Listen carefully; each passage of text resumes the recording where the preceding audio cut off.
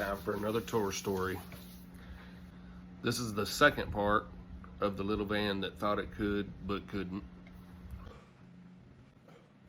Now, there was a bunch of things that happened on this tour, but for the sake of this story, we're just going to stick with the van topic.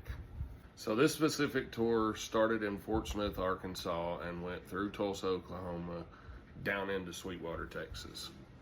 So we leave the bass player's house and we go to Tulsa to play the second show of the tour. Actually, Tulsa is where the Murphy Queso story happened too. If you haven't seen that one, scroll down a few videos. It's pretty good.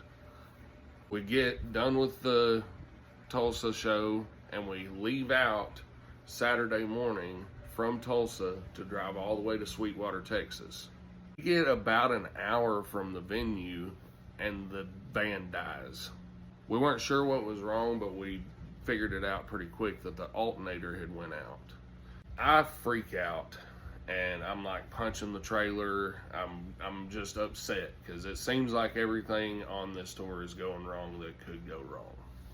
And the bass player, he had been a touring musician for a long time. He had had all kinds of experience under his belt. And he was just like, hey man, calm down. Everything's gonna work out. It'll be all right. There's a reason for everything. That kind of helped me calm down a little bit and stuff. And we look into where's the closest parts store where we can get an alternator.